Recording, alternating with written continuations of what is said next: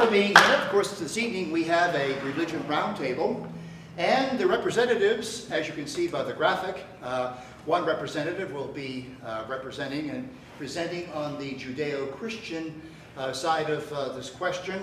That, of course, will be Alex Madagian. Alex is the founder of the Open Mind Project, aka Tom.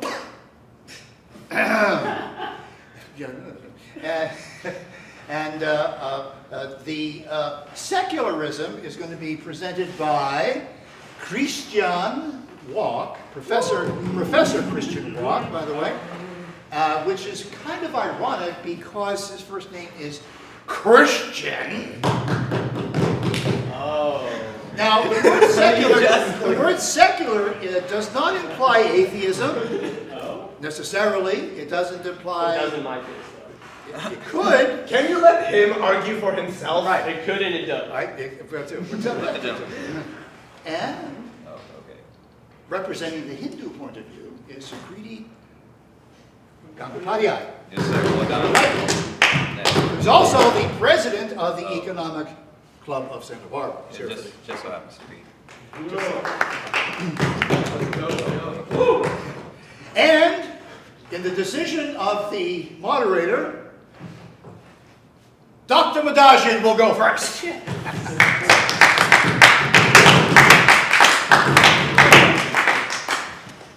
you. Well, for 5 minutes. Each will speak for 5 minutes, after which there will be a 30-minute discussion amongst themselves. Are we timing? Whoa now. 10 minutes? What are you? It's always been 5 minutes, you guys. If we need to go over, we shall go over. The debate hasn't even started. Let's get to it. We're debating time. 5 or 10 minutes. 5 or 10 minutes, however long it takes, to present secularism. It can be done like in 2 minutes. Yeah. Is this cutting my time? Anyway, 5 minutes to 10 minutes for each presenter. Then they'll have a dialogue and a conversation between them, which we will not interrupt, after which time we will open it for your interventions and your comments. Okay, Dr. Madagian, you're on. 5 minutes. Well, thank you, Professor McIntyre, and thank you, Christian. Thank you, Shuki, for coming. Thank you all for coming out. Really, really appreciate you being here. It's really cool.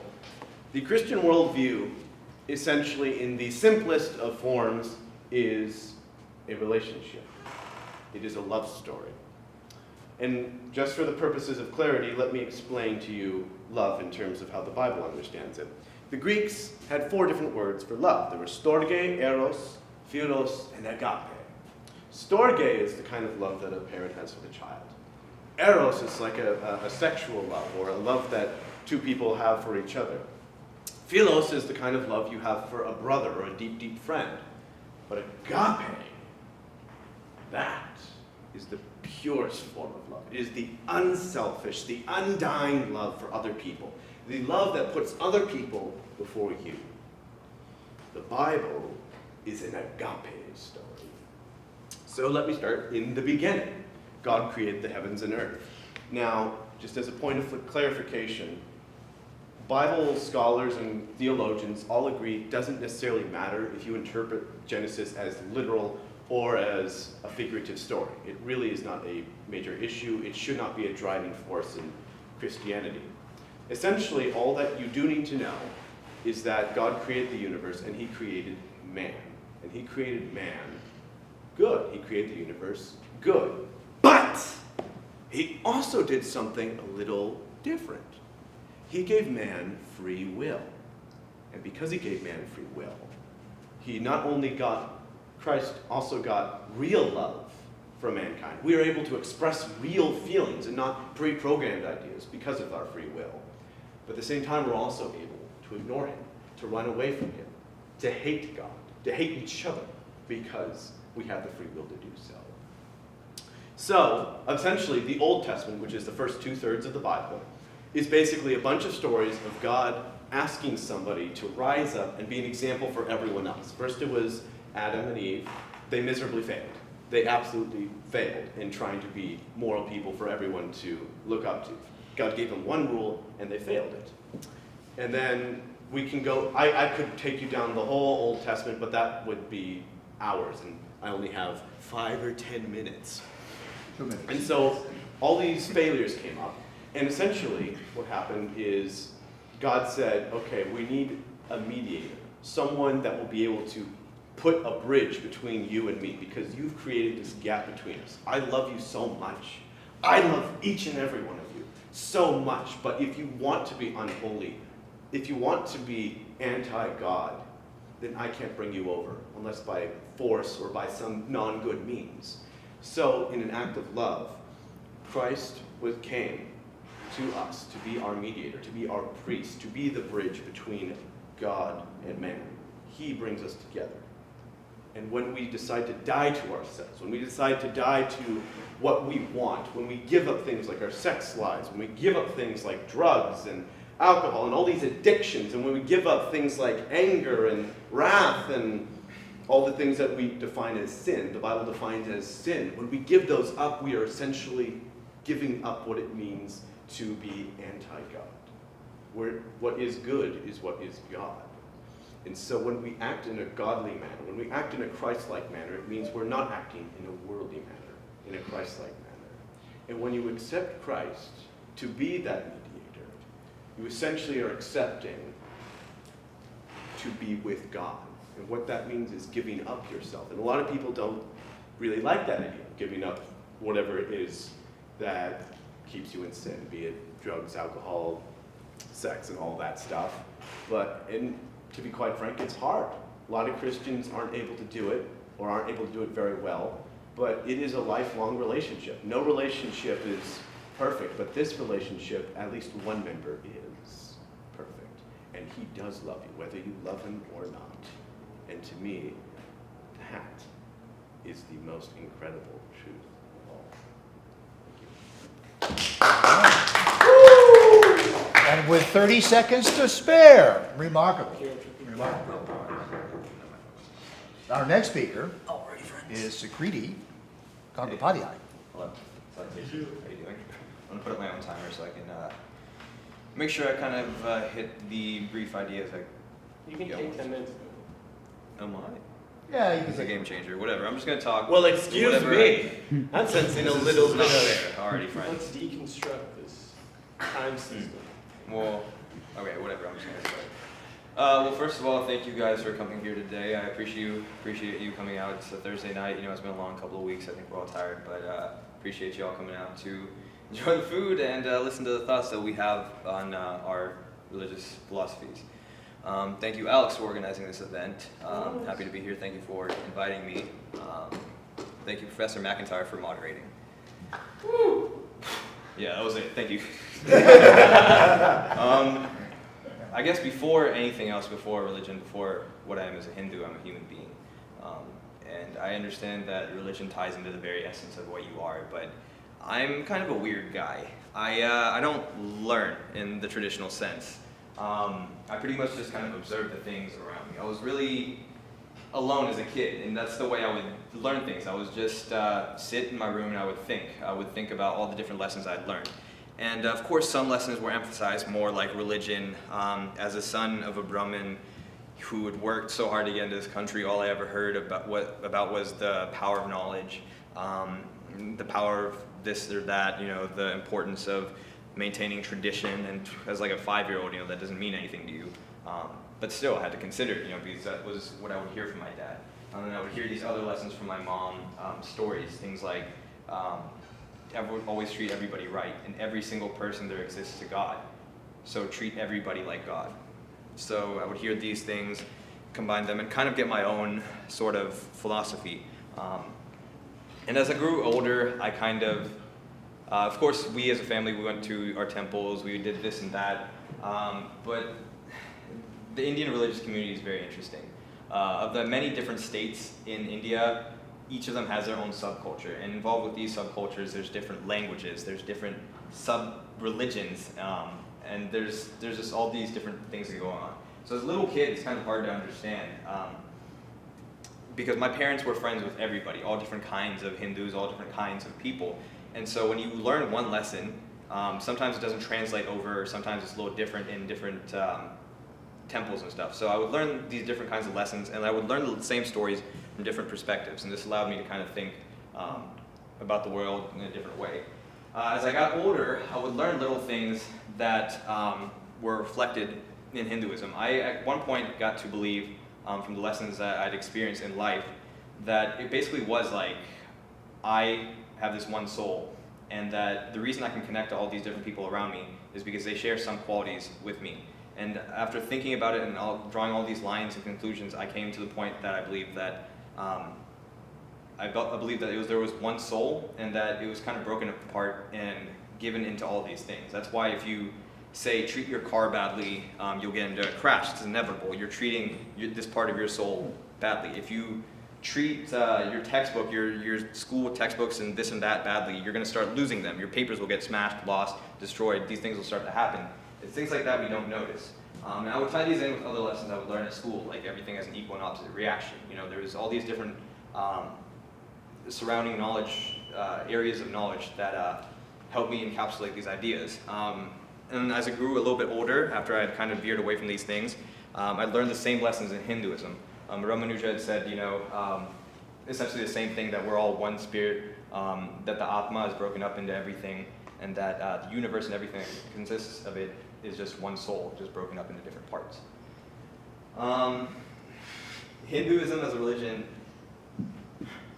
again, it's for the reason I've mentioned, because it's so diverse, that's probably why in this modern age, it's somewhat of a dying religion. Of course, it's fascinating, it's interesting to everybody, but when there's so much to know, there's only so much that we can learn in our lifetime. So certain schools of thought go unheard of now. Of the 17,000 Vedas, I believe there's only about 1,500 left.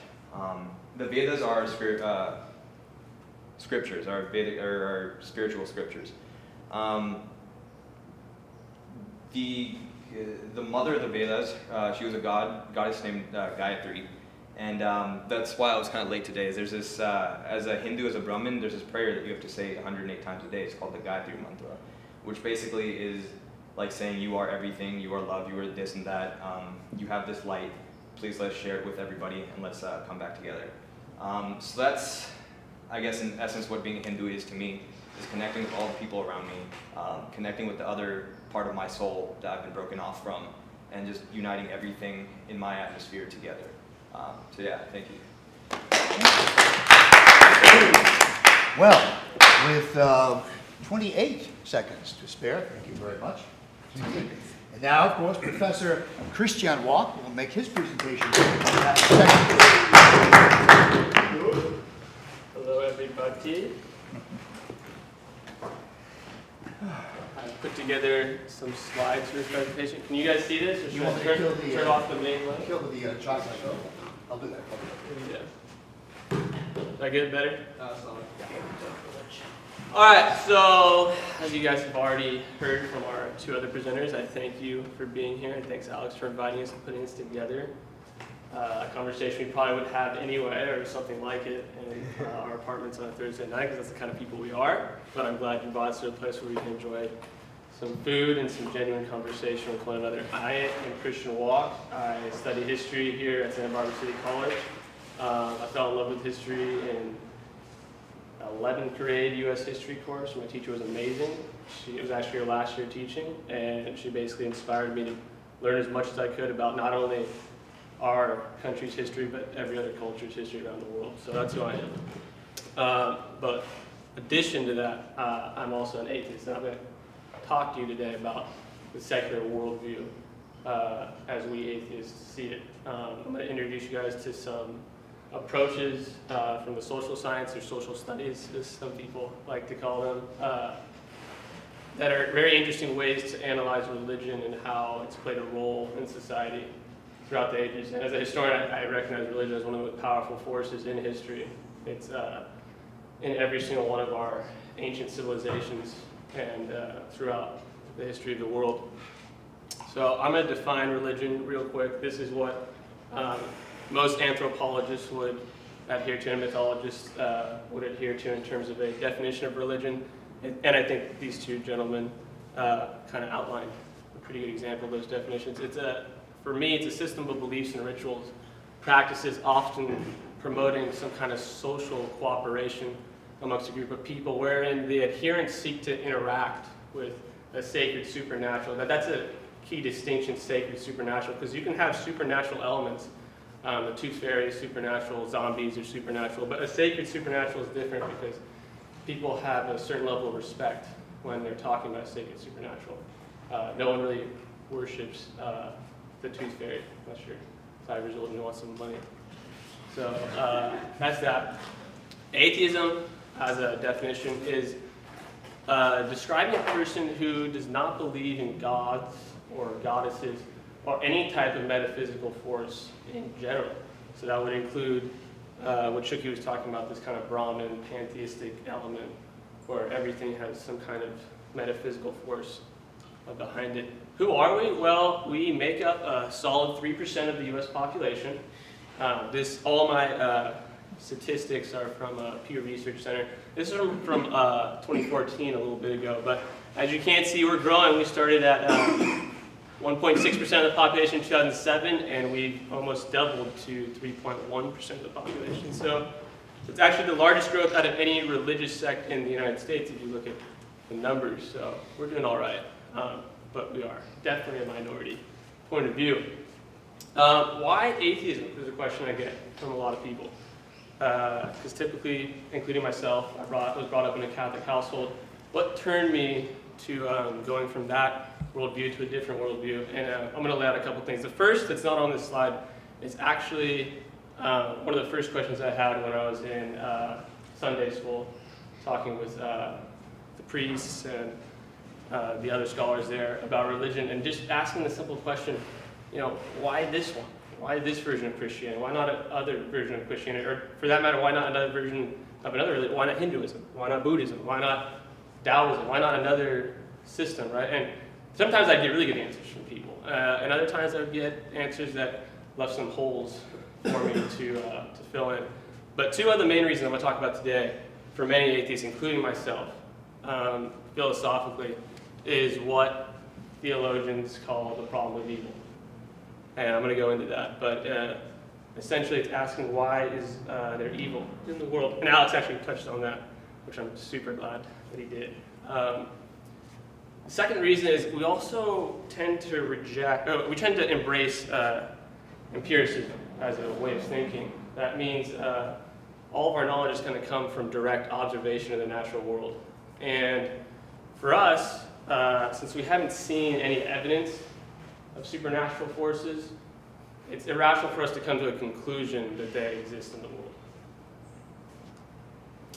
So the problem of evil actually originates in classical Greece, we touched on. I'm going to touch on it again. A philosopher named Epicurus, I'm sure Professor McIntyre knows him well.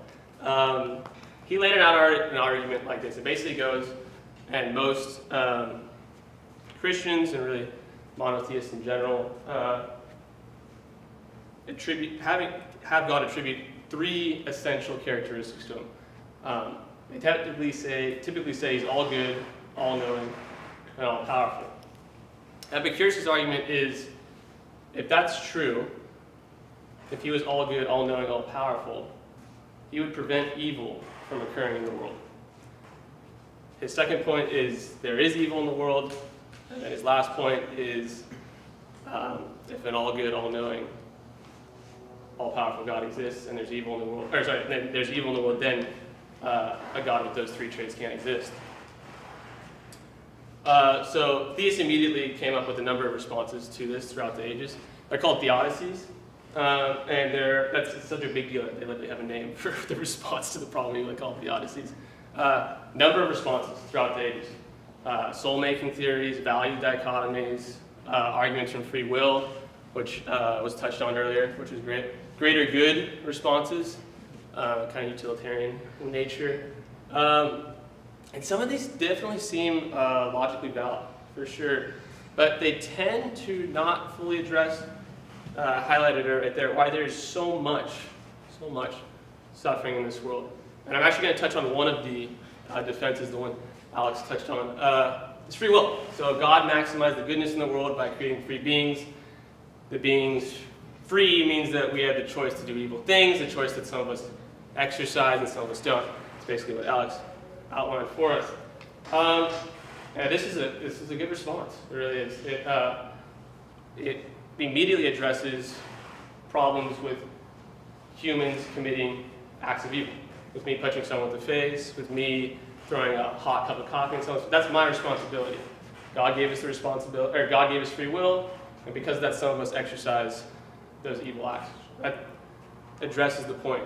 It addresses a point called moral evil, though, unfortunately, and that's the only point it addresses. It does not take into account natural evil. Natural evil means acts that humans are not responsible for. We are not responsible for hurricanes or earthquakes coming in and wiping out people, as we've seen most recently. And sometimes we're responsible for forest fires, but sometimes nature just presents those for us. And so the free will argument doesn't really address that. It addresses moral evil, the evil humans commit, but it doesn't tend to address natural evil, the evil that's committed in the world that is outside our responsibility. Again, empiricism basically just means we're doing direct observation of nature. We're very grounded in the scientific revolution of the 16th century. It's all about what we can see in front of us. And for us, for empiricists, it's irrational to come up with things that we can't see directly in front of us in nature.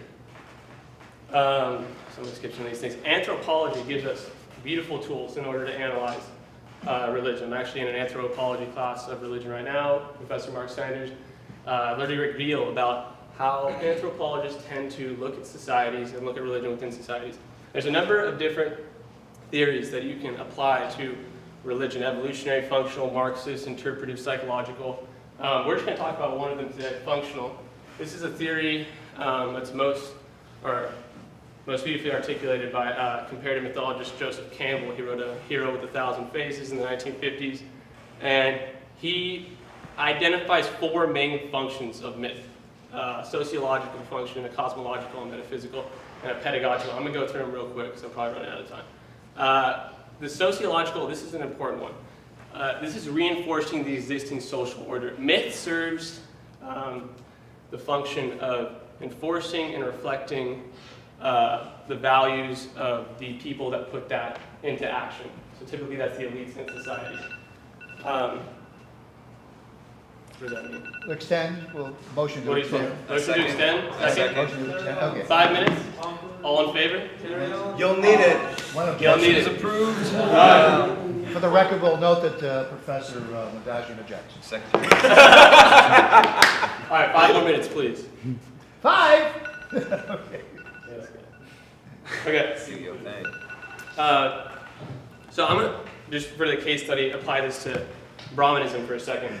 In ancient Indian society, there was very stratified social class systems. At the top you had, and Shuki could validate this, at the top you had the Brahmins, the priestly order. Beneath them you had administrators, political leaders, and warrior in that class. Beneath them you had merchants, artisans, people that worked in cities. And even below that you had day laborers and working class poor people. There's actually something even below that, though, in Indian society. They're called untouchables. And they're people who have been ostracized from society because they've done something that doesn't align with the ethical code that we see in Hinduism. And this class structure is outlined in the ancient scriptures. And so Joseph Campbell would say this was outlined in an effort to perpetuate the social class system of those who came up with the text. And so it's traditional in nature, it's conservative in nature, it's trying to perpetuate the social order. That's the sociological function.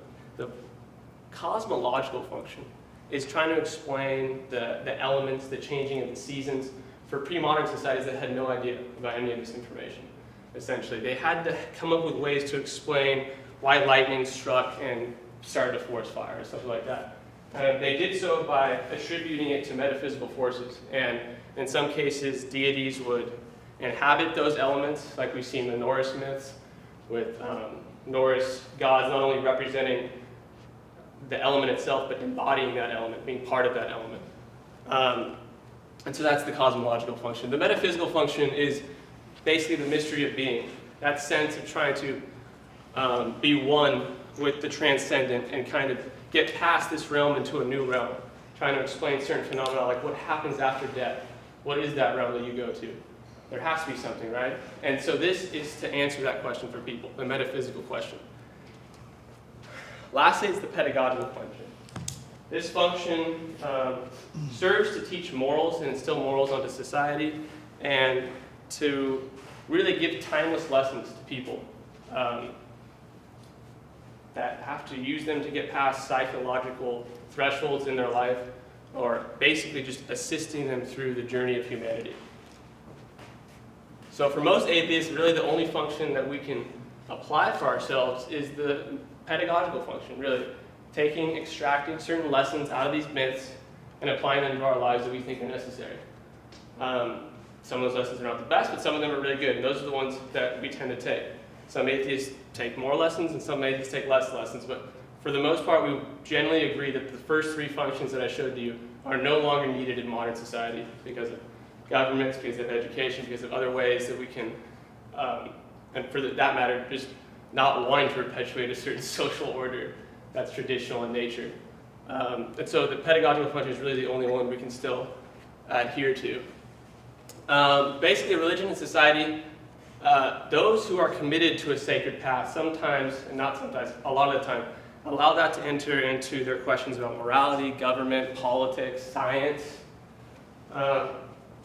These things have sometimes been great throughout history. An example that Joe Wett used to love to give, and I like to give too as a U.S. historian, is in the early 19th century, Christians were the leading abolitionists in the United States to get rid of slavery.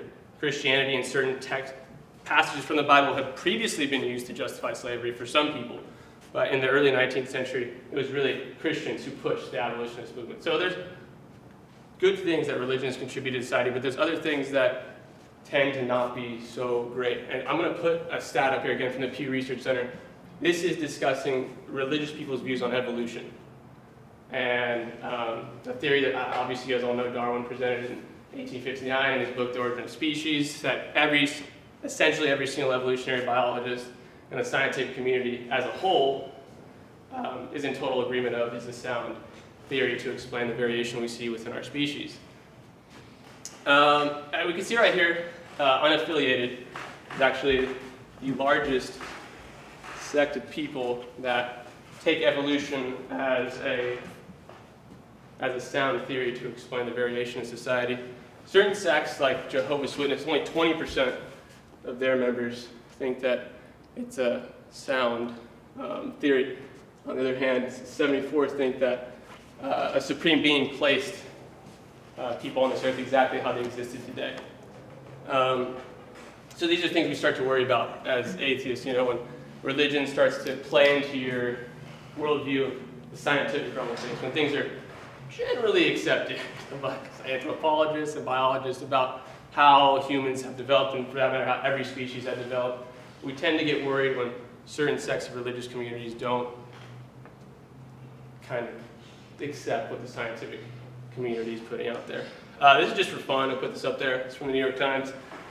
This is what would have happened if only atheists in the United States would have voted. And that's what would have happened if only Protestants or Catholics would have voted in the United States. This is mostly just for fun, but wish just atheists would vote, because that would have been a nicer map. But that's my presentation. Thank you so much for hearing me out on all this. And now we're going to get to your questions. With 15 seconds. 15 seconds. It was 10 minutes. Remarkable, remarkable. Okay, so now we're going to have, I'll put the overhead lights on so that you can take your chair. And we're going to have a, I think you call for what, a 30-minute discussion amongst yourselves? That's correct. Yeah, okay. So we're going to have a 30-minute discussion. Not enough, but That's chill. They're going to challenge each other. And then, you might want to take notes on this, because then it'll be your turn. if I may say, just an observation of all three of us, none of us really provided any evidence to support our views. Now, I can speak only for myself in that I do have evidence to support my view, but I'm very astounded that you, Christians, said that the reason you do not believe in God is because there is no evidence for God. First of all, that's the fallacy of ignorance. Just because you're unaware of any evidence doesn't necessarily mean that there is no evidence that you know of. And secondly, as I said, there is evidence, plenty. So one, I would point to what that evidence is historically or in contemporary time. And two, I'd also point to, in the scientific community, we tend to not rely on theories that we can't garner from direct observation of natural processes. So if you would please point to me to some evidence of a metaphysical force within society, that would be nice. Well, first and foremost is the origin of the universe. The first law of thermodynamics states that matter cannot be created or destroyed. If you do not believe that there was a outside force or supernatural force, only the natural, then I'm very interested to know why did for the creation of the universe, the first law of thermodynamics was suspended. You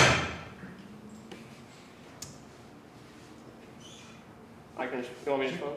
Suki? Or should you want to respond? Oh, I'm sorry. Yeah, let's It's- let's not make this a two-person Yeah, dialogue. I can just quickly say, just to respond to him real quick. No, do your thing. Okay, is that science for me, as a historian, looking back through history, is a powerful tool within society. If you just go back 300 years and looked at what people understood about human biology, about astronomy, about physics, about so many different sciences, it's nothing compared to what we know about today. Does science have the answer of what was behind the Big Bang and created the universe in and of itself? No, we don't have that answer right now. But we're getting there. And for us, it is irrational to abandon science, which is the best tool we have to get an answer about the natural world. Abandon science and instead adhere to a book that people wrote 3,000 years ago. Now, I have a response to that, but I don't want to drown out Shooky. You want to say something? I do, actually. Please. Shuki has the floor. So this is what I meant by observation versus, accumulation. Of course, we can spend days literally arguing back and forth about what we believe in evidence and this or that. The point is, we all see things differently. What may be evidence for one may not be evidence for another. Though you may see something as green, another person may see something as purple. It doesn't mean that you guys are wrong. It means somebody's colorblind. We just don't know who.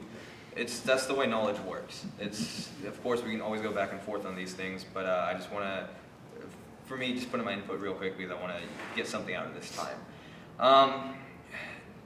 Of course, okay, so taking a step back, I think that it's important to look at these things on different scales. I think there's a congruency to scales and things. By that I mean, in the sense of looking at the individual, you can find answers to explain the rest of the universe. Looking in just, or to mention the Republic, as Socrates used the Republic as an example, as the perfect individual. He looked at the scale of a city to see how an individual should behave and what is justice and whatnot, right? So I believe that we can do the same thing on an inverse scale. We can look at an individual and believe what can make up a perfect city, this or that. As for your thing about evidence and whatnot, the thing I see that's common in everything is time. Time is one factor that kind of binds everything together. I'm starting to draw a blank right now. Oh, it's okay. No, sorry. If you want to make your point real quick, I'm make it if it helps you, it's if going it to draw stalls on for for you. a while. right? Yeah, because I also don't want to drown out your Oh, point. wait, okay. Can I put it back on track? His point was about atheists rely upon science. Okay, yes. Why don't you rely upon science for your religion? Okay, that goes back to the point of the individual. I personally have had certain, I guess you could say, supernatural experiences that make me believe in this or that. Again, I don't practice necessarily all the things that make one a Hindu. I don't practice all these restrictions. One, because it would take a lifetime to learn, and that's what being a Brahmin is learning over a lifetime how to be this one thing. And that's what I mean by the importance of time. Of course, we only have one lifetime in which we can remember and focus our goals. So that's why I spend my time just accumulating general knowledge. I think that's why it's also important to do that, to be able to explain things from different points of perspective. I'm sorry. Drawing a blank again. All right. Why don't we use... I can Dr. Yeah, Madashian? I'm sorry. Time is Dr. social construct. Madashian, can you respond? Yeah, I would love to. Yeah, that's absolutely ridiculous that Christians deny science.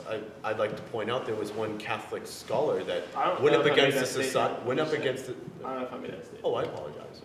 There was one Catholic scholar that went up against the establishment and told them what science was. His name was Galileo. And there, as you said before, science is there's a community of agreement in science. That's not true at all. Science is dictated by facts and evidence and hypotheses and theories. And to date, there has never been a better explanation as to how the universe came into origin other than by a supernatural. There's no natural explanation, and all that is left is a supernatural explanation. So if you give me a natural theory, then I will reconsider my views. But until then, I will continue believing in a supernatural force. So one, that's like saying, well, first let me do the Galileo thing real quick. You're right. Galileo was in fact a Catholic. 100% right on that. He was a very loyal Catholic, and that's what makes it even more ironic that when he came out with his publication about essentially confirming Copernicus's heliocentric universe, I don't know if you're aware of this, but the Catholic Church put him under house arrest till the day he died, actually, till the day he died. Yeah. He was under house arrest. It wasn't malice conditions at all, he actually lived under pretty decent conditions, but it was them and forcing him also to recant on his research and information that he accumulated empirically. So it's funny to bring up a Catholic in terms of defending science when that Catholic got put under house arrest by the Catholic Church, the very one that he was a faithful adherent to. And he, by the way, thought that that God had set all these physical laws in motion. He did believe in the Judeo-Christian God, just not in certain interpretations of how the Catholic Church was putting forward a Ptolemaic and Aristotelian outlook on the world. That's the only thing I had a problem with. But two, that's also like saying that just because we don't have the telescope yet in the 1500s, when the telescope kind of comes around, Galileo kind of a little ceiling on some specs, builds himself a telescope, and does some observations. That's like saying that before we had take it maybe 200 years beforehand in the 1300s. That's like saying then, just because we don't have the tools to answer questions about the natural world, we should instead employ some kind of metaphysical explanation about it. That's exactly the same line of logic you're presenting here. What I'm saying is I don't know. Again, I told you, I don't know this answer, this scientific answer. But that doesn't mean we're not going to eventually find out as humanity progresses. And again, 100 years ago, we didn't know how the physical laws of the universe really totally worked. Einstein's theory of relativity binds some things together for us and gave us some more answers, but there's still questions that need answering. You're totally right on them. You're totally right. I don't disagree. I think you and I can agree on that tonight. If we agree on it, that there are tons of answers that still need, tons of questions that still need answers. Sure. My thing, that's fundamentally different with your thing, is I don't think that just because we don't have the answers now that we should start instead looking towards a text that, again, was written 3,000 years ago. Well, I don't believe in the Bible because it was written 3,000 years ago. I'm well aware of that. Well, thank you. I appreciate it. I believe in the Bible because, like Shoki, I believe that it was divinely inspired. I don't believe that it was written by people trying to understand the universe. I mean, I've read through it 3 times. That's not how the narrative sounds at all. They're all very... It's not some people stumbling in the dark. They say, like, are you familiar with the practice of bloodletting? Absolutely. Medical practice. For those of you who do not know, it was a medical practice in which the doctors of the age, before modern medicine, believed they had to balance certain chemicals in the body, like the blood. So if someone was sick or injured, what they would do is actually drain the blood from them. Now, what's remarkable about this is about the same time, the Bible writes in Leviticus that the blood is the river of life. It literally talks about how blood is essential to life. And so you're telling me that this book is unscientific when it blatantly tells us that things like bloodletting are a ridiculous idea that drain life. Blood is the life of the body. And it doesn't sound consistent with, your ideas of the Bible don't sound consistent to what the Bible is. Okay. So I would point you, I'll give you even the premises, that the bloodletting claim is completely right. I'll give you all that. Now I'm spacing. No worries. I'm just going to You babble got it back? Jump in. until you I'll guys get it back. remember, and then that's just what's going to happen. I'll jump it back up. All right, so the stuff I was just like pondering on while you were going on. So there's like a duality to everything in life. Of course, there are people who think strictly in terms of the world as we see it and what we experience, and there are those who are able to see or prefer to understand things that outside of the bounds of this world. That goes back to the same thing. And as you were saying, with the constructs, like these are like basically lessons taught are to serve a single purpose, right? I think coming back to that, all I could ever find was that every purpose of anything was to save time.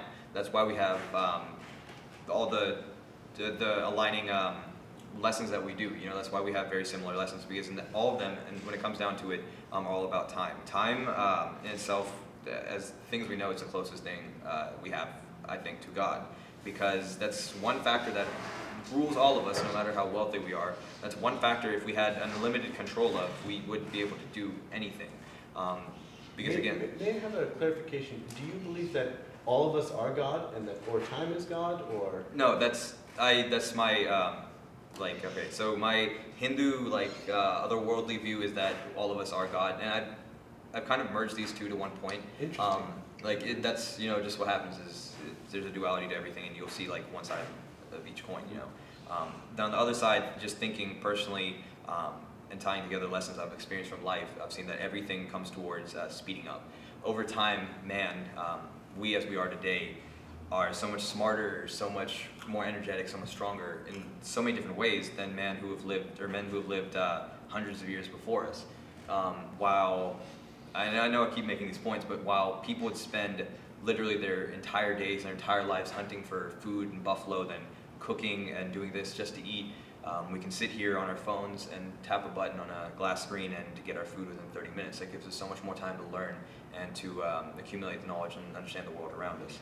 I think that given an infinite amount of time, say 100 years in the future, 200 years in the future, once we develop technology to the point that we can absorb lessons faster, or we already have barriers in knowledge and arguments that we come to find more evidence for, whether scientific or whether scriptures that we find buried or older copies of the Bible, more things like this, that we get a more refined understanding of these subjects, so we can move over these humps and learn quicker. So that's why I say that I think that one day there will be a generation that unites, because every single member of this generation will be exponentially smarter than we are right now. May I clarify something about my view? Go for it. Well, first of all, I'm a Christian fundamentalist, and that doesn't mean did any of you go to Dr. Adam Ben-Shay's lecture on religion and violence? I totally disagree with his definition of a religious fundamentalist. I believe a fundamentalist is someone that tries to get to just the fundamentals of the religion, of their belief system. They try and understand how it was originally intended, how it was originally practiced.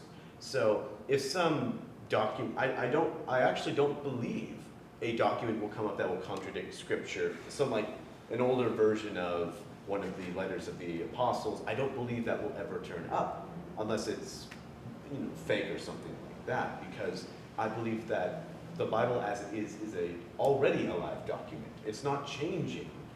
Its message isn't changing. Its application might be changing with things like the nuclear age and with internet. There's certain responses that Christians should take, but our beliefs do not change.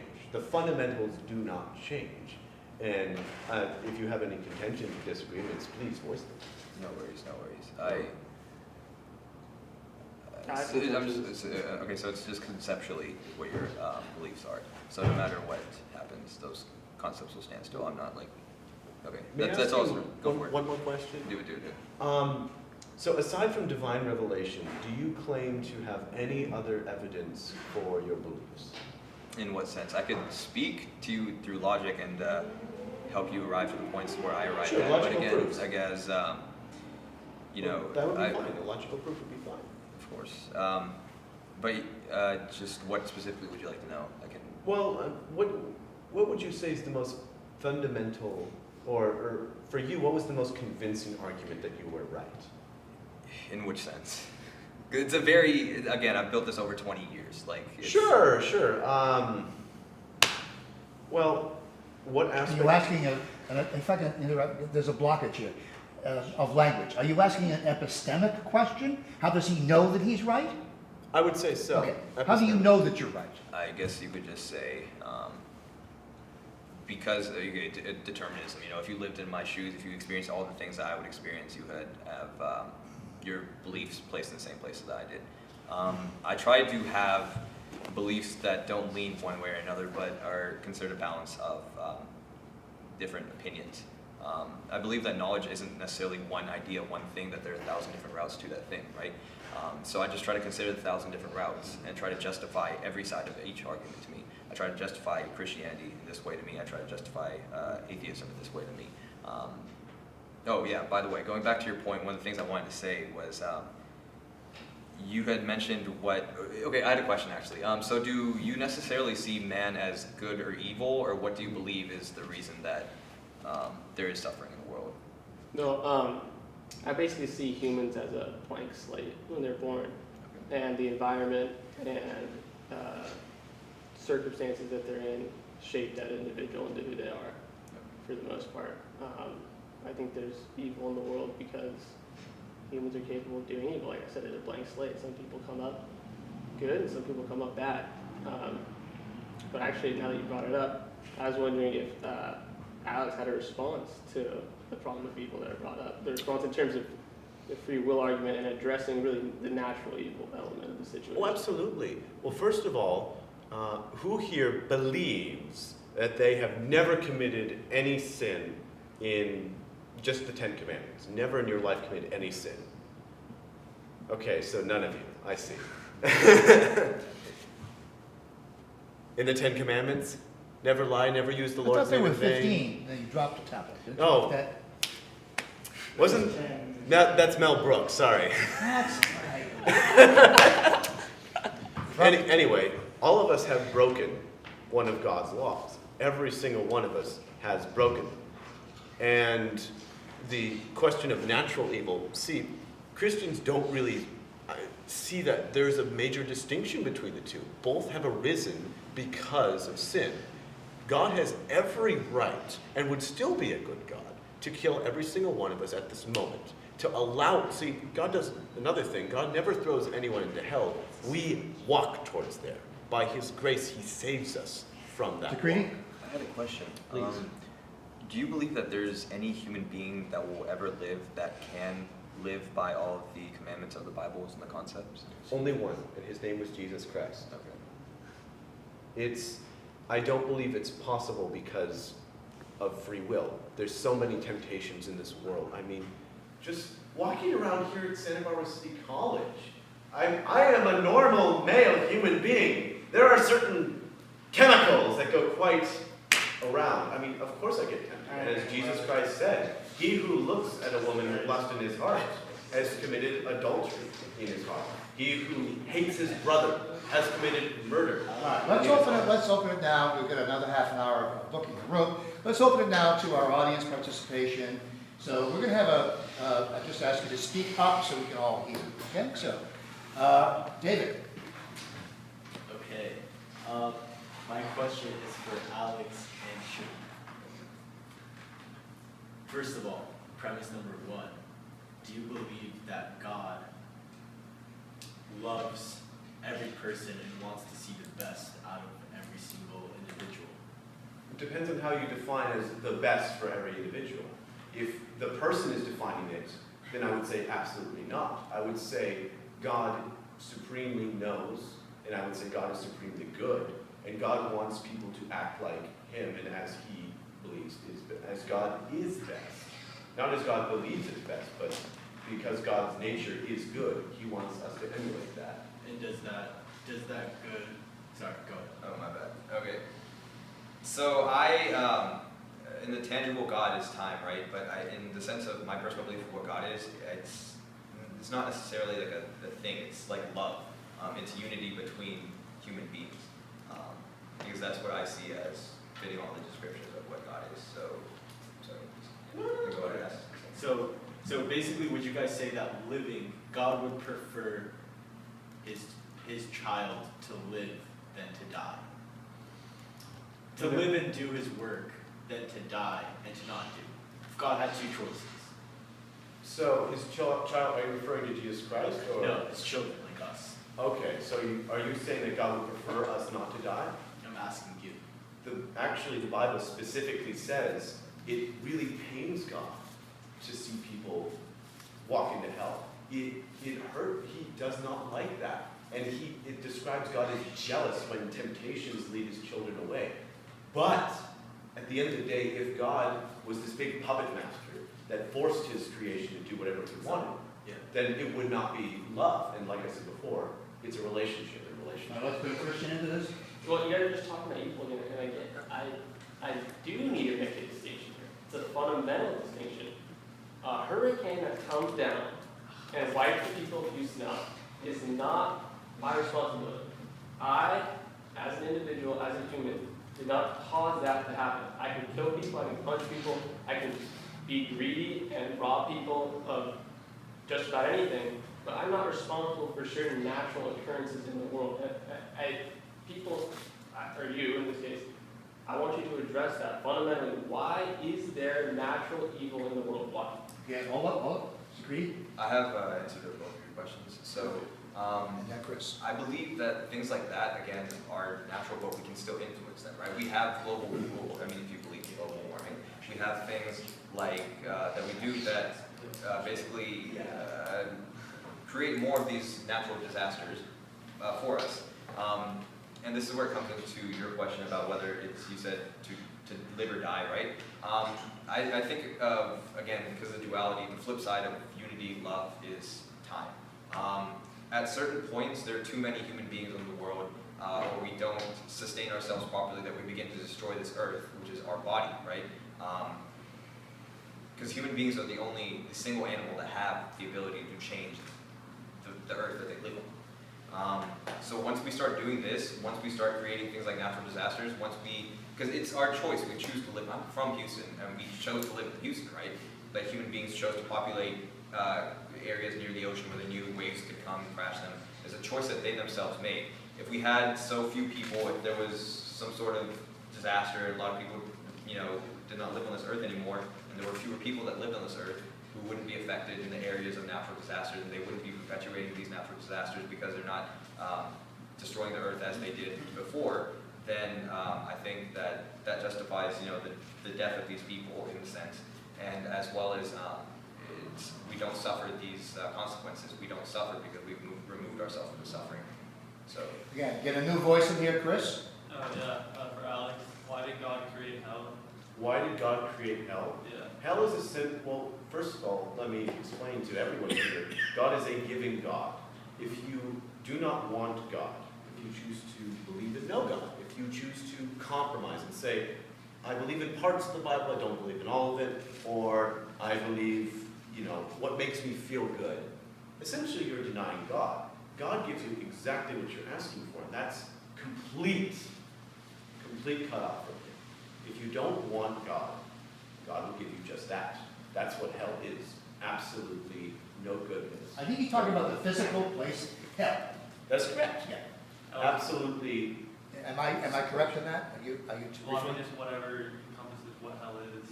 Whatever Is it comes, a well, physical place, or like it's just where the soul is? pardon me? Is hell a physical place, or is it just where a soul is? Hell would be a spiritual place. If it was a physical place, then we, could find it, and then we could interact with it physically. It's very much a spiritual place, yes. But just an important distinction, the pain there is certainly real. Perhaps not physical, but the pain of abandonment, the pain of no hope, the pain of isolation, those are very real things. If I could quickly follow up with one more question. Yeah. But if God's all good and all powerful, why wouldn't He give humans a chance to repent? Why eternal suffering? Why not reincarnation? Really?